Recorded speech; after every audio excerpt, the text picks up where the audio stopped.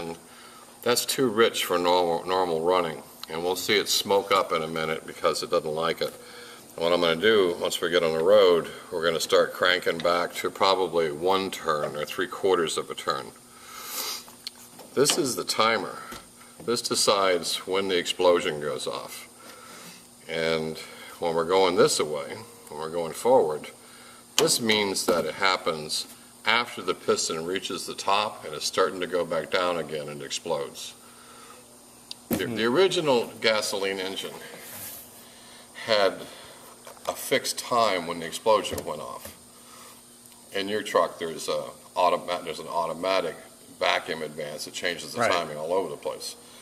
When you're going down the highway, the spark goes off before the piston gets to the top because it takes so long for the flame to start to expand. When it reaches its full energy, the piston has reached the top and it uses up all that energy to push the piston down.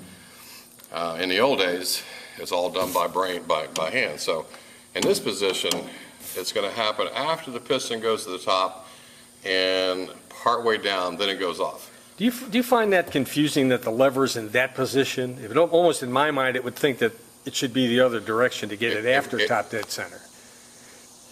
Or is the motor turning this way? Well, in engine technology, when you talk about engines, this is called a retarded position.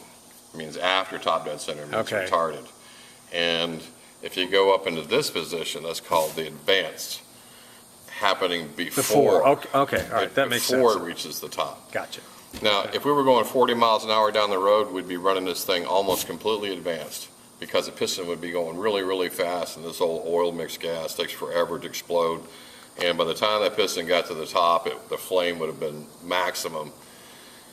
If you want to go 40 miles an hour, this is where it goes. If you're trying to go less than 10 miles an hour, what happens back here is that it sucks up the gas, goes to full compression, and is almost ready to get to the exhaust stroke, and you blow it up just before it shoots out the side of the engine.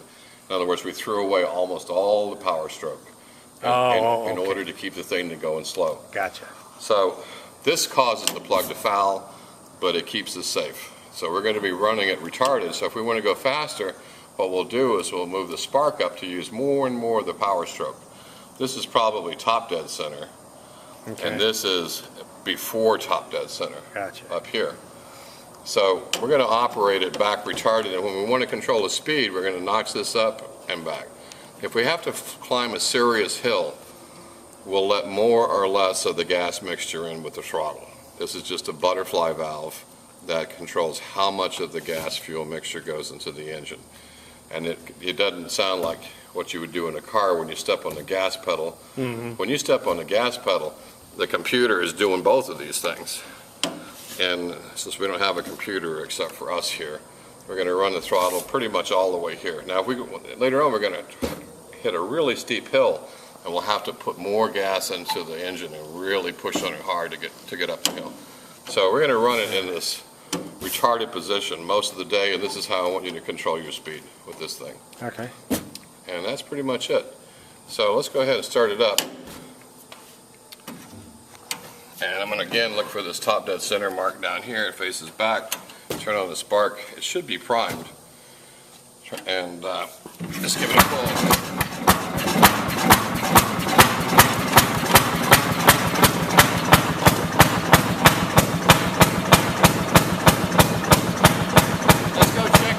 For sticks and rocks first, and then you can drive it after that. All right.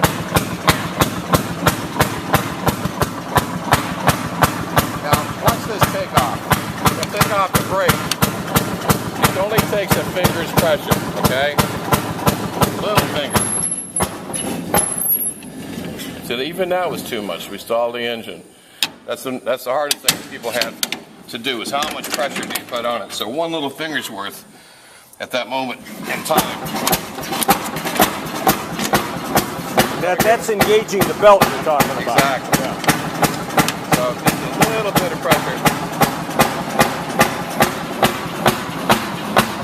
You try it. Easy, easy. Just barely get it rolled. A little more. And then hold it, just let it slip a little bit more.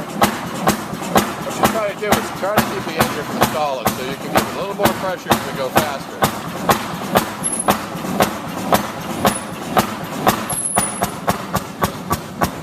Now you hear it firing every stroke. Yeah.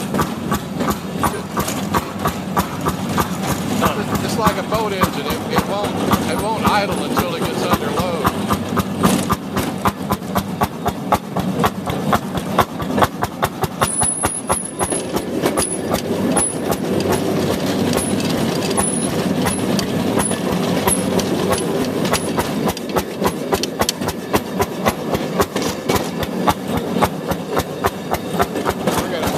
Kind of pay careful attention when you're on these switches.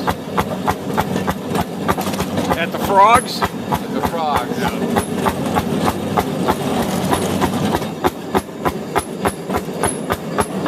I just leaned out the engine. You see how it's going faster? Oh, yeah.